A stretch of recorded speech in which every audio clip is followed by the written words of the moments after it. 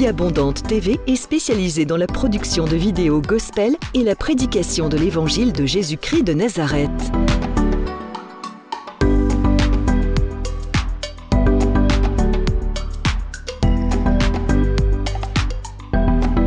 N'hésitez pas à vous abonner à notre chaîne YouTube Vie Abondante TV et sur notre page Facebook.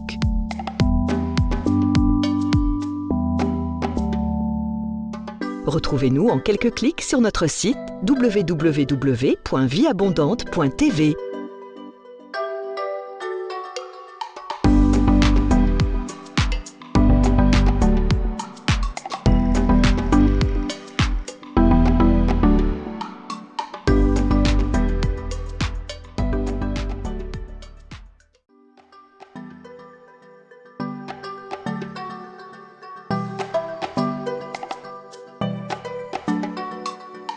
Vie Abondante TV est spécialisée dans la production de vidéos gospel et la prédication de l'évangile de Jésus-Christ de Nazareth.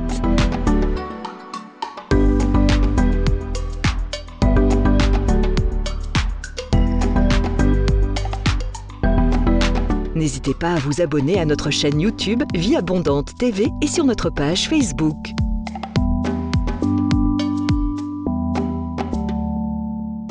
Retrouvez-nous en quelques clics sur notre site www.vieabondante.tv.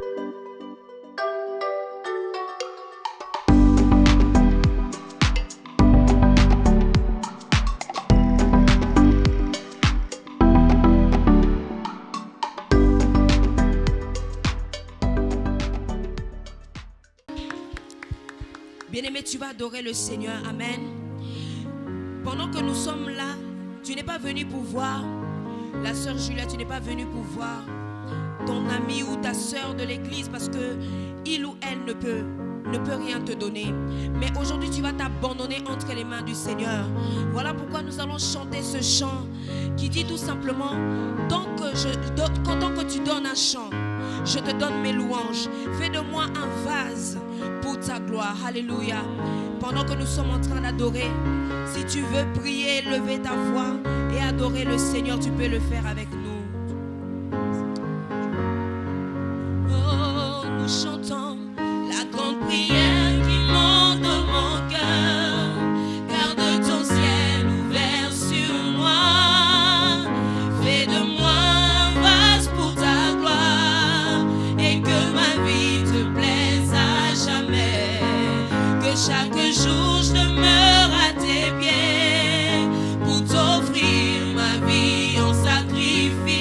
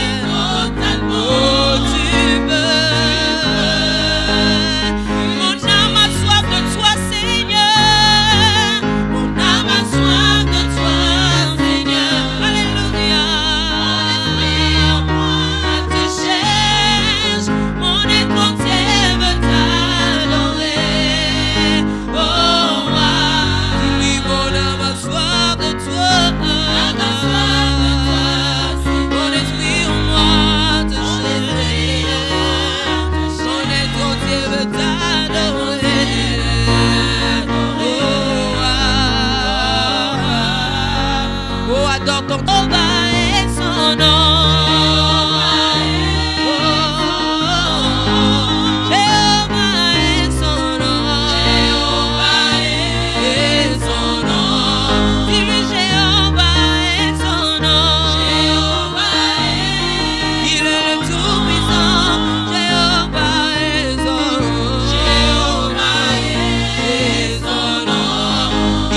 Puissant guerrier,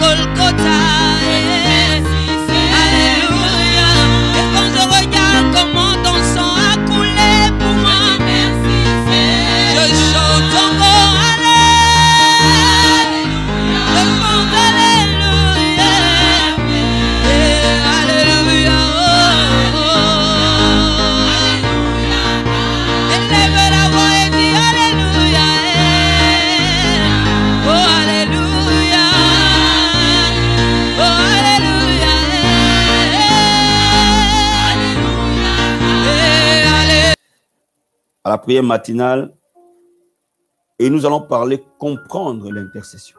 Amen. Comprendre l'intercession. Nous allons ouvrir notre Bible dans les livres de Ézéchiel. Ézéchiel chapitre 22. Ézéchiel chapitre 22, verset 30. Ézéchiel 22, verset 30. La Bible dit ceci.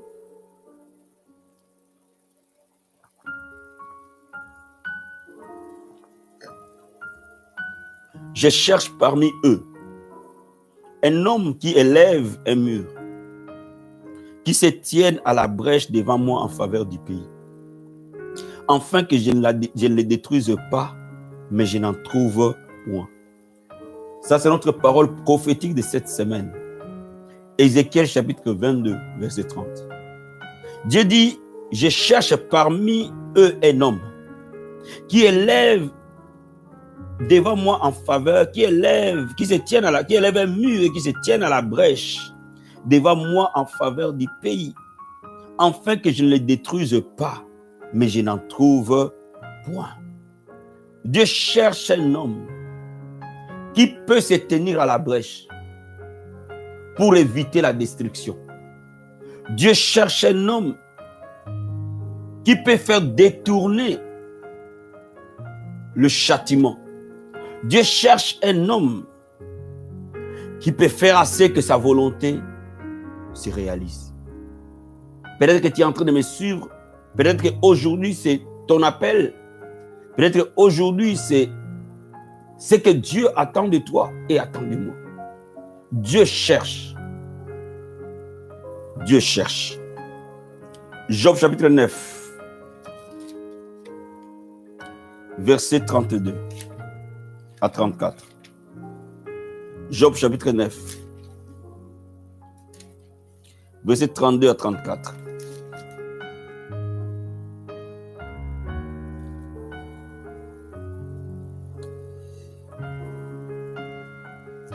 Je lis, la Bible dit, il n'est pas un homme comme moi pour que je lui réponde, pour que nous allions ensemble en justice. Il n'y a pas entre nous d'arbitre qui pose sa main sur nous deux et qui retire sa verge de dessus moi, et que cette terreur ne me trouble point. Alors je parlerai et je ne craindrai pas, autrement je ne suis point à moi-même. Job, dans sa souffrance, cherchait un homme, un arbitre, un médiateur, qui va se tenir entre lui et Dieu. Il dit, je cherche un arbitre qui peut mettre la main entre nous deux, afin que Dieu enlève devant moi cette souffrance. Mais il n'y a pas d'arbitre. Job cherchait un intercesseur. Dans sa souffrance, il se disait, s'il y avait un intercesseur, s'il y avait un médiateur, s'il y avait un arbitre entre moi et Dieu, il plaiderait ma cause. Job n'a pas trouvé d'intercesseur. Comme Dieu non plus n'avait pas trouvé d'intercesseur. Ésaïe chapitre 62, versets 6 à 7. La Bible dit ceci, sur tes murs, Jérusalem, j'ai placé des gardes. Ils ne se tairont ni jour ni nuit. Vous qui la rappelez au souvenir de l'Éternel, point de repos pour vous. Ne lui donnez aucune relâche jusqu'à ce qu'il rétablisse Jérusalem et la rende glorieuse sur la terre. Dieu a établi sur Jérusalem, sur son église, de gardes, de sentinelles, qui ont pour mission de rappeler sa maison à l'Éternel, afin qu'il la rende glorieuse.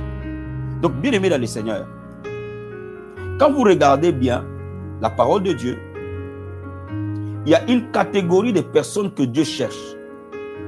Et cette catégorie de personnes que Dieu cherche, il cherche nécessairement un intercesseur. Il cherche un homme qui peut vaquer à l'intercession, à ce type de prière, afin que le plan de Dieu puisse se réaliser sur la terre. Bien-aimés dans le Seigneur, nous devons répondre aujourd'hui à une question. Pourquoi Dieu a besoin d'un intercesseur? C'est qui un intercesseur déjà? Quand je parle d'un intercesseur, donc j'ai un ou une intercesseuse. C'est qui un intercesseur? Pourquoi il est si important pour Dieu d'avoir un intercesseur? Nous avons vu ce matin que le Seigneur Jésus au ciel, il intercède en notre faveur. Le Saint-Esprit sur la terre intercède en notre faveur. Bien-aimés dans le Seigneur, un intercesseur, c'est d'abord quelqu'un qui peut plaider en faveur du coupable. Un intercesseur, c'est un avocat spirituel. Bien-aimés, c'est comme si nous nous trouvons devant un tribunal, il y a le coupable et il y a le juge. Dieu est le juste juge. L'homme est le coupable. Mais pour que la justice se fasse correctement, il faut un avocat. Il faut un médiateur. C'est celui-là un intercesseur. Pour que l'amour de Dieu opère, il faut un intercesseur. Sinon, il n'y a que la justice de Dieu qui peut opérer. Parce que dans sa justice, Dieu est saint. Dans sa justice, le châtiment doit être là. Mais dans son amour, la compassion doit être là. Voilà pourquoi Dieu, aimant l'homme, il cherche un avocat qui peut plaider en faveur du coupable, qui peut plaider en faveur d'une personne ou d'une femme devant sa cour et dire: Seigneur, regarde ce que tu as fait à la croix pour lui. Regarde cette personne. Seigneur, regarde cette situation. Seigneur, regarde la souffrance dans laquelle nous sommes. Regarde ton église qui est vide. Regarde les hommes et les femmes qui se prostituent. Regarde les gens qui sont dans la toxicomanie. Dieu cherche ces personnes, un avocat, un médiateur, un intercesseur est un avocat à la cour suprême de Dieu. Est-ce que je me fais comprendre? Mais il est important de comprendre la logique de Dieu quand on est en train de parler de l'intercession. Pourquoi il est si important au point que Dieu dit: je cherche un intercesseur? Amen. Est-ce que je me fais comprendre? Il faut comprendre une chose, que Dieu se soumet à sa parole. Dieu a mis sa parole au-dessus de lui-même. Dieu est gouverné par sa propre parole. Cela veut dire qu'en aucun cas, Dieu violera sa parole. Cela veut dire que ce que Dieu dit contrôle ses choix, ses décisions et ses actes. Maintenant, par rapport à ce que Dieu dit, il y a des vérités. Dans Matthieu chapitre 6, verset 10, Jésus-Christ dit: que ton règne vienne, que ta volonté se fasse sur la terre comme au ciel. Si Jésus dit que ta volonté se fasse sur la terre comme au ciel, cela veut dire qu'au ciel, la volonté de Dieu se fait sans problème. Mais sur la terre, la volonté de Dieu ne se fait pas toujours. Laisse-moi t'expliquer quelque chose. Dieu est tout puissant, c'est vrai. Mais Dieu ne fait pas sur la terre tout ce qu'il veut. C'est ça la vérité.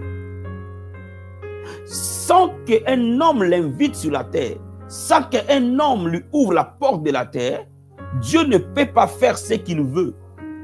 Dieu peut vouloir sauver ton père, mais tant qu'il y a quelqu'un, il n'y a pas quelqu'un qui intercède, ton père peut mourir à l'enfer. Quand bien même Dieu veut le sauver. Parce que sur la terre, la volonté de Dieu n'est pas automatique. Jésus a dit: la volonté de Dieu est automatique au ciel, mais la volonté de Dieu n'est pas automatique sur la terre. Donc il faut qu'il y ait quelqu'un qui donne accès à Dieu sur la terre, afin qu'il intervienne. Dis-moi amen. C'est pour cela Dieu a toujours besoin d'un médiateur quand en ce qui concerne la terre. Parce que la terre, la volonté de Dieu n'est pas automatique. Maintenant, pourquoi la volonté de Dieu n'est pas automatique? Laisse-moi te lire deux passages. Dans Genèse chapitre 1, verset 26. Regarde ce que je vous dis. Genèse chapitre 1, verset 26. Je t'ai toujours dit que toutes les grandes vérités sont dans Genèse. Genèse chapitre 1, verset 26. Dieu dit ceci: puis Dieu dit: faisons l'homme à notre image et selon notre ressemblance, qu'il domine sur les poissons de la mer, sur les oiseaux du ciel, sur les bétails et sur toute la terre et sur tous les reptiles qui rampent sur la terre. Dieu, quand il a créé l'homme, il a donné à l'homme la mission de dominer sur la terre. Cela veut dire que Dieu lui-même a confié à l'homme la terre. Dieu lui-même a donné à l'homme la domination de la terre. Parce qu'il a donné à l'homme la domination sur la terre, il est soumis, quand il veut intervenir sur la terre, de respecter ce que lui-même a établi. Est-ce que je me fais comprendre? Quand Dieu a créé l'homme, il l'a établi comme maître de la terre. C'est la parole de Dieu. Il lui a donné la domination sur la terre. Donc, inévitablement, il est pour lui illégal d'opérer sur la terre sans que l'homme ne lui donne accès, parce que dès le départ, lui-même a confié à l'homme la terre. C'est pour cela que tu peux voir que ta famille ne sera jamais sauvée tant qu'il n'y a pas quelqu'un qui prie. Il y a des gens qui ne seront jamais guéris tant qu'il n'y a pas quelqu'un qui prie. Il y a des gens qui ne seront jamais délivrés tant qu'il n'y a pas quelqu'un qui prie. Parce que Dieu a confié la terre et tout ce qu'elle contient à l'homme. Regarde ce que David dit dans Psaume chapitre 8. Psaume chapitre 8. Psaume chapitre 8. Verset 4 à 9. La Bible dit ceci. Quand je contemple le ciel, ouvrage de tes mains, la lune, les étoiles que tu as créées, qu'est-ce que l'homme pour que tu te souviennes de lui? Et le fils de l'homme pour que tu prennes garde à lui? Écoute bien. Tu l'as fait de peu inférieur à Dieu. Tu l'as couronné de gloire et de magnificence. Et tu lui as donné la domination sur les œuvres de tes mains, Korabasata. Et tu lui as tout mis sous ses pieds. Dieu a donné à l'homme la domination sur les œuvres de ses mains. Dieu a tout mis sous les pieds de l'homme. Le brebis comme le bœuf, les animaux des champs, les oiseaux du ciel, les poissons de la mer et tout ce qui parcourt les sentiers des mers. Alléluia. Dieu lui-même a donné à l'homme la domination sur la terre. Voilà pourquoi quand Dieu veut délivrer Israël, il faut qu'il trouve un Moïse, un intercesseur, un médiateur. Obligatoirement. Pour que Dieu sauve l'humanité, il faut qu'il prenne la forme d'un homme pour venir sur la terre. Du ciel, il ne peut pas sauver l'homme. Il faut que Dieu descende sur la terre pour sauver l'homme de la terre. Parce que la terre est gouvernée par l'homme. Est-ce que je me fais comprendre? Voilà pourquoi lorsque Dieu veut délivrer Israël des Philistins, il faut qu'il trouve un David. Voilà pourquoi lorsque Dieu veut sauver Israël de la captivité, il faut qu'il trouve un Daniel. Cela veut dire que toutes les fois que Dieu veut faire intervenir quelque chose sur la terre, il faut qu'il trouve un homme ou une femme par qui il peut passer pour intervenir. Voilà pourquoi pour que l'évangile aille de l'avant et que les païens soient sauvés, il faut qu'il trouve un Paul. Donc laisse-moi te dire, Dieu n'opère sur la terre qu'au travers des hommes et des femmes. C'est ce qui est bibliquement correct et légal. Dieu ne peut pas intervenir sans qu'il ait trouvé un homme. Et c'est pour cela que Dieu cherche cet homme-là. Voilà pourquoi tous les héros de la Bible étaient des intercesseurs. Quand vous voyez Abraham, il a intercédé pour son neveu Lot. Et Lot a été sauvé. Parce qu'il fallait nécessairement qu'il y ait quelqu'un qui intercède. Voilà pourquoi Moïse a intercédé pour Israël. Voilà pourquoi Aaron a intercédé pour Israël. Voilà pourquoi Élie a intercédé pour que la pluie tombe. Voilà pourquoi Daniel a intercédé pour la délivrance d'Israël de Babylone. Voilà pourquoi Paul, tout au long de son ministère, c'était un homme d'intercession très élevé. Donc laisse-moi te dire, le niveau de la gloire que nous voyons est fonction du niveau de notre intercession. Toute réussite, donc je veux dire, tout échec dans la foi chrétienne est d'abord un échec de la prière. J'ai dit tout échec dans la foi chrétienne est d'abord un échec de la prière. De la même manière, toute réussite de la foi chrétienne est d'abord une réussite de la prière. Avant que tu commences à échouer dans ta foi chrétienne, c'est d'abord un échec de la prière. Et ceux qui ont appris l'art de la prière réussissent toujours, gagnent toujours. Dieu veut faire de toi et de moi une source de bénédiction pour cette génération. Et voilà pourquoi ceux qui vont répondre à l'appel de Dieu dans l'intercession deviendront réellement des sources de bénédiction. Nous ne verrons jamais de réveil. Nous ne verrons jamais de salut des âmes. Nous ne verrons jamais de conversion véritable. Nous ne verrons jamais des centaines de personnes être baptisées. Nous ne verrons jamais nos vies se tourner à Jésus tant qu'il n'y ait pas une vraie intercession. Est-ce que je me fais comprendre? Laisse-moi d'abord te dire quelque chose. Au ciel, Jésus intercède. Sur la terre, le Saint-Esprit intercède.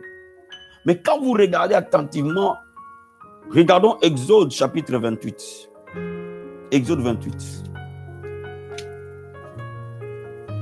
Exode 28, verset 29 à 30. La Bible dit ceci. Lorsque Aaron entrera dans le sanctuaire, il portera sur son cœur le nom des fils d'Israël, gravé sur le pectoral du jugement, pour en conserver à toujours le souvenir devant l'Éternel. Tu joindras au pectoral du jugement l'Urim et les Thummim. Ils seront sur le cœur d'Aaron lorsqu'il se présentera devant l'Éternel. Ainsi, Aaron portera constamment sur son cœur le jugement des enfants d'Israël lorsqu'il se présentera devant l'Éternel. Bien-aimé, quand Dieu établit Aaron sur les vêtements sacerdotaux d'Aaron, il y avait les pectoraux avec les Urim et les Thummim, qui sont quoi? Les 12 noms des tribus d'Israël gravés sur le cœur d'Aaron. Et Dieu a voulu que Aaron porte sur son cœur les 12 tribus d'Israël. Cela veut dire quoi? Et les 12 noms qui étaient gravés sur Aaron, sur son cœur, étaient aussi gravés sur ses épaules. Cela veut dire quoi? Cela veut dire que c'était à la fois la responsabilité d'Aaron, la mission première d'Aaron, de rappeler les 12 tribus d'Israël devant l'Éternel, mais c'était aussi un engagement de cœur. Or, nous sommes des sacrificateurs, nous aussi, dans la nouvelle alliance. Cela veut dire que Dieu sous-entend que nous devons porter les hommes et les femmes, croyants ou non croyants, devant lui, comme notre responsabilité, mais aussi comme notre engagement dans les services. Voilà pourquoi l'Église qui ne sait pas intercéder est une Église faible. L'Église qui ne sait pas intercéder est une Église inefficace. Est-ce que je me fais comprendre? Maintenant, la question que je vais aller plus loin. Il y a 7 facteurs qu'il faut tenir compte quand vous voulez être un peuple d'intercession. Le premier facteur, il faut une atmosphère de l'amour et d'unité. On ne peut être dans une atmosphère réelle d'intercession que lorsque nous sommes remplis d'amour et d'unité. Voilà pourquoi Jésus dit de prier pour nos ennemis. Parce que l'intercession, qui est notre mission, qui est notre devoir, ne peut opérer que là où il y a l'amour et il y a l'unité. Voilà pourquoi la Bible déclare que l'homme et la femme ne se chamaillent pas, afin que cela ne fasse pas obstacle à leur prière. Donc laisse-moi te dire, lorsque vous voulez être un intercesseur, vous devez être une personne qui vise l'amour, qui vise l'unité. Vous ne pouvez pas être une personne conflictuelle, parce que le conflit détruit la puissance de l'intercession. Donc vous devez être une personne qui privilégie l'amour, l'unité et les dialogues, afin que la puissance de l'intercession soit opérationnelle au milieu de nous. Deuxième vérité, la compassion. La compassion veut dire avoir pitié des autres. Pourquoi Jésus était puissant? Parce que Jésus était rempli de compassion. Bien aimé, un intercesseur ne juge pas. Un intercesseur a compassion. Un intercesseur ne peut pas juger. Un intercesseur a toujours compassion. Regardez les autres avec compassion. Regardez les perdus avec compassion. Regardez ceux qui pêchent avec compassion. Parce que dès l'instant où tu commences à juger, tu ne peux plus intercéder. Parce que même s'il y a quelqu'un qui a tué, il a quand même besoin d'un avocat. Même un violeur à série, il a besoin d'un avocat. Même le plus vil des hommes a besoin d'un avocat. Toi, tu es son avocat. Donc, tu ne peux pas les juger. Tu ne peux qu'avoir compassion de lui. Troisième vérité. Nous devons nous identifier. Prendre place à ceux qui sont délaissés, ceux qui souffrent, ceux qui sont oppressés. Vous ne pouvez pas intercéder tant que vous ne prenez pas place à la souffrance des autres. Et c'est pour cela que les vrais intercesseurs, quand ils s'unissent dans la prière, ils peuvent ressentir les souffrances de l'âme de quelqu'un. Et c'est pour ça que la Bible nous dit que nous intercédons par des soupirs inexprimables. Vous voyez, le Saint-Esprit, à un moment donné, en tant qu'intercesseur, pleure. Pourquoi il pleure? Parce qu'il s'identifie à notre souffrance. Il y a des moments, dans les moments les plus élevés de l'intercession, vous pouvez ressentir les chagrins des gens. Vous pouvez ressentir leur douleur. Vous pouvez ressentir leur souffrance. Pourquoi? Parce que tu ne peux pas intercéder pour quelque chose ou quelqu'un où tu es totalement étranger. Est-ce que je me fais comprendre? Quatrième chose, la ferveur. La Bible dit la prière fervente du juste a une grande efficacité. La prière fervente du juste. Amen, amen. Ferveur veut dire être chaud. Un intercesseur n'est pas tiède. Un intercesseur est bouillant. Il faut de la ferveur pour intercéder. Il faut de la détermination pour intercéder. Vous ne pouvez pas intercéder en étant tiède. Il faut une atmosphère de ferveur. Parce que la prière d'intercession demande que vous ayez les ailes, que vous soyez fervent d'esprit, que vous soyez très passionné, très déterminé à remporter des victoires. Vous voyez, parfois un homme de Dieu peut venir, il prophétise. Mais après la prophétie, il faut qu'il y ait des gens qui sont fervents d'esprit pour intercéder. Après que Élie ait prophétisé, il fallait qu'il se tienne à la montagne du mont Carmel pour qu'il prie. Vous voyez, quelqu'un peut parler par la foi, cela ne veut pas dire que ça s'accomplit. Il faut que l'intercession prenne les relais avec ferveur, avec détermination, pour que ce qui est décrété se réalise. Donc les intercesseurs ne sont pas des gens timides, ni des gens tièdes, mais sont des gens fervents de l'esprit, passionnés pour voir la chose s'accomplir. Il faut de l'espérance. Vous ne pouvez pas intercéder si vous êtes défaitiste dès le départ. Vous ne pouvez pas intercéder si vous voyez la grandeur du problème et non la grandeur de Dieu. Donc vous devez espérer contre toute espérance. Quand les gens n'espèrent plus, les intercesseurs continuent à espérer. Quand les gens perdent espoir, les intercesseurs doivent continuer à espérer. Parce qu'ils savent que Dieu est fidèle. Ils savent que le Rédempteur est vivant. Et lui se lèvera et les choses changeront. Quand l'église se décourage, les intercesseurs doivent être debout. Quand les hommes et les femmes ne savent plus où mettre la tête, vous devez garder l'espérance. Votre espoir doit rester vivant. Votre espoir doit rester en place. Parce que le Rédempteur est vivant. Il se lèvera. Il se lèvera les derniers. Même quand les médecins ont dit que cette femme-là n'aura pas d'enfant, les intercesseurs disent oui, le médecin a dit, mais nous devons espérer. Voilà pourquoi les intercesseurs doivent être des personnes de grande foi et de grande espérance. Les intercesseurs n'abandonnent jamais jusqu'à ce que l'accomplissement se réalise. La persévérance. La persévérance. Quand vous entrez dans l'école de l'intercession, vous entrez dans l'école de la patience et de la persévérance. Cela veut dire que les intercesseurs n'abandonnent jamais. Jamais, alors jamais.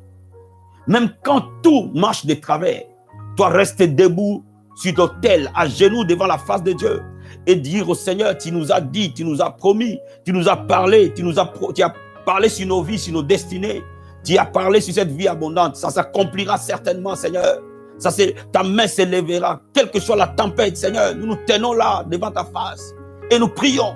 Bien, mais quand vous êtes là en train de persévérer, mon ami, l'ennemi ne peut que lâcher. Voilà, Dieu cherche ces personnes-là qui ne regardent pas la tempête, mais qui regardent la promesse et qui disent, Seigneur, tu as dit, tu es fidèle. Seigneur, tu as dit, tu accompliras. C'est que ta bouche parle, ta main l'accomplit. Il faut qu'il y ait ces hommes et ces femmes qui ne regardent pas aux humeurs des gens, qui ne regardent pas aux humeurs des personnes, mais qui regardent à la promesse de Dieu et qui disent, Seigneur, tout est possible, tout est encore possible. Ils doivent persévérer jusqu'à ce que le ciel s'ouvre, jusqu'à ce que la pluie tombe, jusqu'à ce que les miracles arrivent. Ces personnes sont importantes, extrêmement importantes. L'atmosphère de l'intercession, ce n'est pas l'atmosphère du jugement. Les intercesseurs n'excluent personne. Ils doivent prier pour les bons et pour les méchants. Ils doivent prier pour tous ceux qui sont gentils et pour ceux qui sont difficiles. Quand vous entrez dans l'école de l'intercession, vous entrez dans l'école de non-discrimination. Il n'y a pas de discrimination quand vous intercédez. Parce que vous aurez toujours des gens gentils, mais vous aurez toujours des gens moins gentils. Alors vous ne allez pas prier que pour les gens gentils. Dieu attend de vous que vous priez aussi pour ceux qui ne sont pas gentils. Cela veut dire quoi? Cela veut dire que l'école de l'intercession est l'école qui rassemble. Une église d'intercession est une église qui rassemble. Voilà pourquoi vous allez voir, quand une église se met à prier vraiment, elle s'élève, elle commence à prier, les tensions s'apaisent. Les tensions s'apaisent. Pourquoi? Parce que l'intercession a tendance à nous rassembler. L'intercession a tendance à ne pas regarder chacun sur nos faiblesses, mais à regarder sur ce que Dieu peut faire au travers de nous. Laisse-moi te dire, Dieu n'a jamais utilisé des gens parfaits. Dieu utilise les imparfaits pour une œuvre parfaite. Quelqu'un comprend ce que j'explique? Dieu utilise les gens imparfaits pour une œuvre parfaite. Donc Dieu peut être capable de nous façonner et de nous modeler, en fait de nous faire des vases. Et c'est ça notre témoignage. Alléluia. Je vais te dire encore autre chose. Quelles sont les qualités qu'un intercesseur doit avoir? Moi, je t'ai parlé des facteurs de l'intercession. Maintenant, je vais te parler des qualités qu'un intercesseur ou une intercesseuse doit avoir. Première chose, un intercesseur doit bien connaître la parole de Dieu. Il doit bien connaître la parole de Dieu. Tu ne peux pas être un avocat si tu ne connais pas le code. Tu n'auras pas de quoi défendre ta cause. Parce que nous plaidons en nous appuyant sur la parole. Nous plaidons devant le trône de Dieu sur la parole. Nous plaidons contre Satan sur la parole. Donc, on ne peut pas être un intercesseur si on est ignorant de la parole. Parce que si vous êtes ignorant de la parole de Dieu, vous allez mettre vos propres sentiments et ça ne marchera pas. Mais si vous connaissez la parole de Dieu, vous pouvez vous en tenir à la parole. Les intercesseurs connaissent la parole. C'est parce que sur base de la parole qu'ils prient. Ils ne prient pas sur base de leurs émotions, ils ne prient pas sur base de leurs affinités, mais ils prient sur base de la parole. Donc, quand vous choisissez le chemin de l'intercession, vous devez choisir le chemin de la parole. Première chose. Deuxième chose, tout intercesseur doit être un homme de discrétion. Un homme qui sait garder secret. Parce que quand vous commencez à intercéder, Dieu va vous faire entrer dans son conseil secret. On ne peut pas être un intercesseur si on est ce qu'on dit chez nous, tout bas. Si on est ce qu'on dit chez nous, les gens qui parlent tout le temps, qui ne savent même pas ce qu'il faut dire, ce qu'il ne faut pas dire. À force de parler, un intercesseur ne peut pas être une personne qui divulgue le secret. Pourquoi? Parce que déjà, de part de Dieu,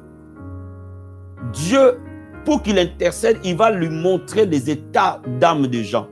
Il va leur montrer ce que les gens sont réellement. Quand tu commences vraiment à intercéder, Dieu peut te montrer les sorciers. Et tu sais que tel est sorcier, tel est sorcière, tel est sorcier. Mais si tu commences à dire tel est sorcier aux gens, mais c'est grave. C'est grave. Cela veut dire qu'il y a des choses que Dieu va montrer aux intercesseurs. Il ne montrera pas à tout le monde. Voilà pourquoi si tu es un leader numéro 1, tu dois être le premier intercesseur de l'église. Parce que Dieu parle aux intercesseurs. Il faut absolument que tu saches qu'est-ce que tu dis, qu'est-ce que tu ne dis pas. Il y a des choses que Dieu te montre que pour que tu pries seulement, c'est tout. Et non pour que tu fasses part à quelqu'un, pour que simplement tu pries. Première chose. Deuxième chose, parce que tu vas prier pour les gens vont venir se confier à toi. Se confier à toi en tant que leader, se confier en toi en tant qu'organe. Dans l'intercession, il y a ce qu'on appelle l'intercession de leader, mais il y a ce qu'on appelle l'intercession en tant qu'organe. Cela veut dire quoi? Cela veut dire que lorsque on a une bonne intercession, un homme de Dieu peut demander à un groupe d'intercession en disant il y a tel problème, j'ai besoin que vous priez pour ça. Donc, comme ils sont des médecins, il faut aussi leur dire le mal. Mais si les vies privées des gens commencent à être dans la place publique, ça pose un problème.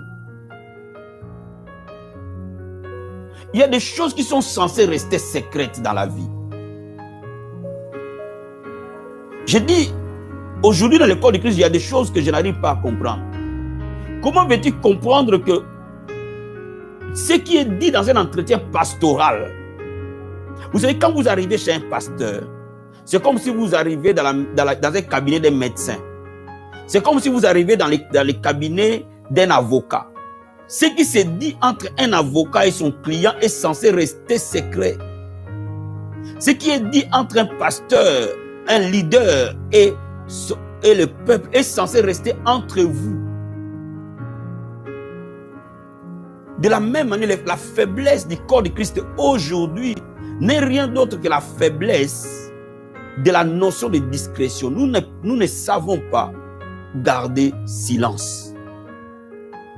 Mais quand tu choisis d'être intercesseur, tu dois apprendre à fermer ta bouche. Et toute personne qui ne ferme pas ta bouche ne peut pas être à l'intercession. Ce n'est pas sa place. Ce n'est vraiment pas sa place. Est-ce que je me fais comprendre? Un intercesseur doit acquérir de la sagesse. Il y a des choses que Dieu va te confier. Mais ce n'est pas pour le communiquer maintenant. Il faut savoir quand, où, comment parler des choses secrètes. Donc il y a des choses que Dieu nous confie. Il y a des choses que notre position nous confie. Il y a des choses que nous ne dirons pas. Nous allons mourir avec ça. Il faut que tu comprennes ça. Tu ne peux le dire qu'à ton autorité, pas à ton subalterne. Il y a des choses qu'on ne dit qu'à l'autorité et non subalterne. Parce que l'autorité est engagée au même secret que toi. Il y a des choses que vous allez porter jusqu'à ce que vous mourrez avec. Il y a des choses que vous ne direz pas aujourd'hui, que vous direz peut-être 10 ans après. Dieu vous l'a confié pour que vous commenciez à prier. Et que quand vous aurez totalement la victoire, c'est à ce moment-là que vous pouvez les sortir et les dire. Donc il y a des choses que vous direz une année après, 2 ans après, 10 ans après. Parce que si vous les sortez aujourd'hui, vous êtes faible, le diable va en profiter pour vous détruire. Il y a des choses que vous direz qu'à un groupe restreint. Il y a des choses que vous ne pouvez pas dire aux médias. Il y a des choses qui se disent que hors caméra. Il y a des choses qui ne peuvent se dire que dans un bureau. Il y a des choses qui ne peuvent être dites qu'à moitié. Cela veut dire que tu ne dis pas tout, tu dis juste un bout. Tout ça, ça demande de la sagesse et du discernement. Aujourd'hui, nous sommes victimes de notre manque de sagesse et de notre manque de discernement. Et voilà pourquoi nos églises sont très fragilisées. Un intercesseur est un combattant. Tu ne peux pas être intercesseur si tu n'es pas combatif. Je dis, tu ne peux pas être enrôlé. Vous savez, quand Dieu parle de l'intercession, il parle de l'armée. Quand la Bible parle de l'armée de l'Éternel, la Bible parle du groupe des intercesseurs. C'est ce que eux que Dieu considère comme l'armée. Ce sont des personnes combatives. Cela veut dire qu'il faut être très combatif. Quand tu rentres dans l'intercession, il faut être combatif. Il faut apprendre parfois à dormir moins d'heures. Être capable de tenir des jours, des semaines, des mois dans la prière, des années dans la prière. Il faut être très combatif. Très, très combatif. Donc le monde de l'intercession, ce n'est pas le monde de faibles. C'est un monde de guerriers. Vous devez apprendre à devenir très combatif. Vous devez apprendre parfois à dormir 3 heures dans une nuit. Pas tout le temps, mais il y a des moments où Dieu t'amènera à dormir 3 heures dans une nuit et tu restes debout et tu pries. Et tu pries, et tu pries, et tu pries. Il y a des moments où le Saint-Esprit va t'amener à prendre plus de jours de jeûne par semaine que les jours normaux. Dans les 7 jours de la semaine, parfois tu vas prendre 4 jours, 5 jours de jeûne chaque semaine. Tu dois être combatif. Dieu va te tailler à ce que tu sois combatif. Jusqu'à ce que tu remportes des victoires. Jusqu'à ce que la famille dans laquelle Dieu t'a établi commence à remporter des victoires. Dieu, un intercesseur doit être une personne disciplinée et déterminée. Si tu n'as pas là une forte discipline, une forte détermination, tu ne peux pas être un intercesseur. Parce que quand tout le monde se décourage, toi tu dois être debout. Quand tout le monde n'a plus de force, c'est toi la locomotive. Dieu a besoin de toi pour que ses troupes soient toujours hauts, soient toujours forts, pour que son armée reste debout. Donc il faut que tu sois très discipliné et très déterminé. Déterminé de voir la gloire de Dieu. Déterminé à ce que Dieu dit est la vérité. Que mes yeux le voient, que les yeux ne le voient pas. Que les gens disent le contraire, ce que Dieu a promis, il le réalisera. Et de rester déterminé. Mais en dernier, il est le rémunérateur de ceux qui les cherchent. Les gens qui font bien leur travail pour Dieu, Dieu les honore. Si vous êtes intercesseur, croyez-moi, il y a des choses que Dieu va vous donner qu'il ne donnera pas à tout le peuple. La manière que Dieu va te bénir, changer ton histoire. Parce que si tu l'honores, Dieu t'honorera. Quand tu es fidèle à la mission que Dieu t'a confiée, nécessairement Dieu sera fidèle avec toi. Et c'est pour cela que l'église qui est fidèle à la mission de l'intercession est une église prospère, bénie, forte. Regardez, depuis que nous avons commencé cette chaîne qui est une chaîne de prière, regardez comment l'église change. Et l'église, la vie abondante de toute cette famille va devenir de plus en plus forte. Et nous manquerons où mettre les gens. Ça c'est sûr, ça c'est certain. Je vous dis, il y a des choses que je vous voyais aujourd'hui, j'ai commencé à vous les dire il y a 15 ans de cela, il y a 10 ans de cela, il y a 5 ans de cela. Mais vous les voyez aujourd'hui. Mais je vous dis aujourd'hui, là, que dans 3 ans, 5 ans, nous manquerons où mettre les gens. Et je vous dis aujourd'hui, là où je vous dis, que nous manquerons des serviteurs pour s'occuper des gens. Nous manquerons des pasteurs pour s'occuper des gens. Parce que la vie abondante ne sera plus jamais la même. C'est fini. C'est terminé. Parce que nous avons compris notre rôle, notre mission. Et nous nous sommes entrés dans cette mission. Donc tu es là en train de me suivre. Crois-moi, dans 2 ans, 3 ans, il y aura un groupe de gens qui sera à Lille et qui aura besoin d'un pasteur. Il y aura un groupe de gens qui sera dans le 77 qui aura besoin d'un pasteur. Il y aura des gens qui seront un groupe de 30, 40, 50 personnes quelque part qui auront besoin de quelqu'un. Et c'est toi que Dieu va envoyer. Sois prêt. Sois prêt.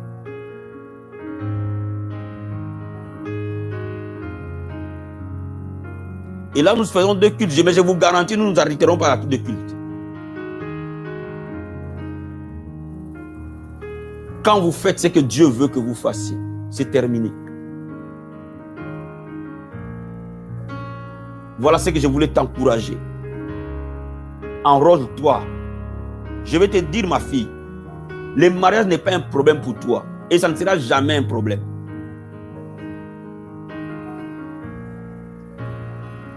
Parce que Dieu s'arrangera pour que tu te maries. Mais pas avec n'importe quel voyou.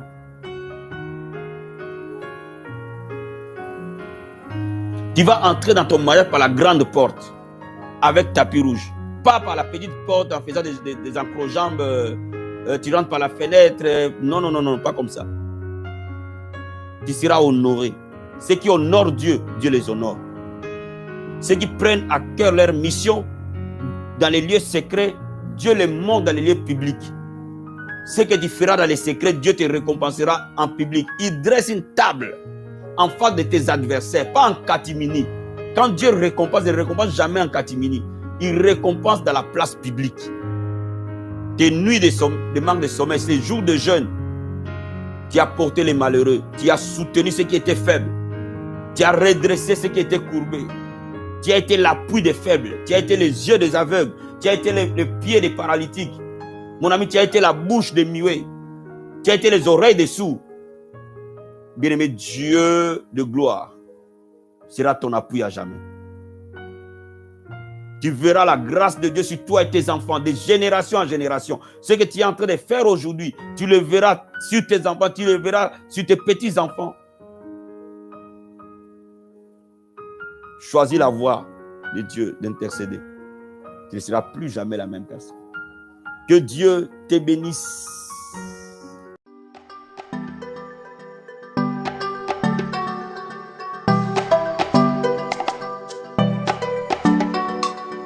Vie Abondante TV est spécialisée dans la production de vidéos gospel et la prédication de l'évangile de Jésus-Christ de Nazareth.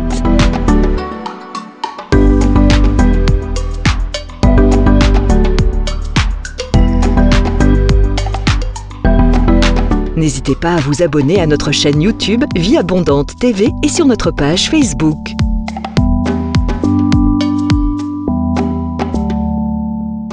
Retrouvez-nous en quelques clics sur notre site www.vieabondante.tv.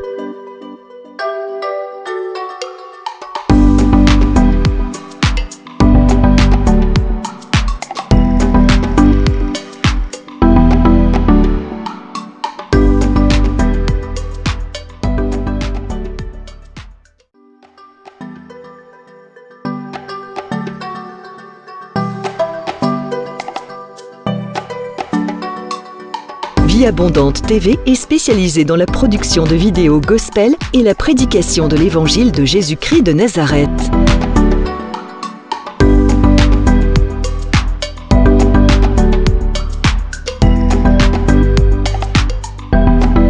N'hésitez pas à vous abonner à notre chaîne YouTube Vie Abondante TV et sur notre page Facebook.